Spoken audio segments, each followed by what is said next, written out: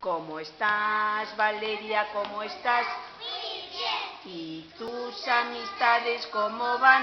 Muy bien. Haremos lo posible para ser buenos amigos. ¿Cómo estás, Valeria? ¿Cómo estás? Muy bien. Eduardo, ¿cómo estás, Eduardo? Muy bien. ¿Y tus amistades cómo van?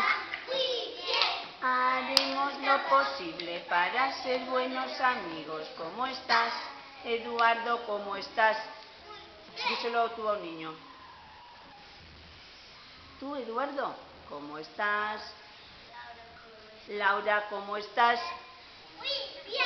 ¿Y tus amistades cómo van? Muy bien. Haremos lo posible para ser buenos amigos. ¿Cómo estás, Laura? ¿Cómo estás? Muy bien.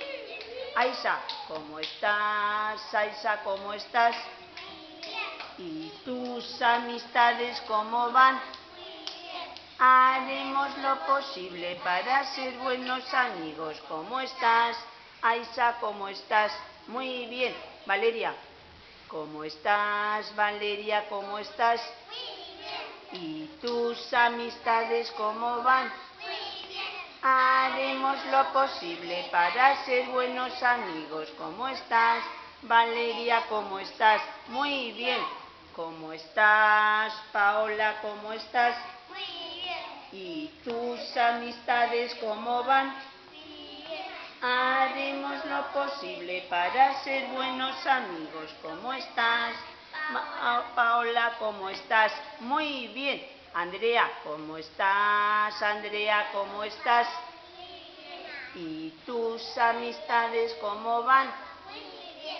Haremos lo posible para ser buenos amigos. ¿Cómo estás, Andrea? ¿Cómo estás? ¿Cómo estás, Dani? ¿Cómo estás? Muy bien. ¿Y tus amistades cómo van? Muy bien. Haremos lo posible para ser buenos amigos. ¿Cómo estás, Dani? ¿Cómo estás? Muy bien. Ángel, ¿cómo estás? Ángel, ¿cómo estás? Muy bien. ¿Y tus amistades cómo van? Muy bien. Haremos lo posible para ser buenos amigos. ¿Cómo estás, Ángel? ¿Cómo estás? Muy bien.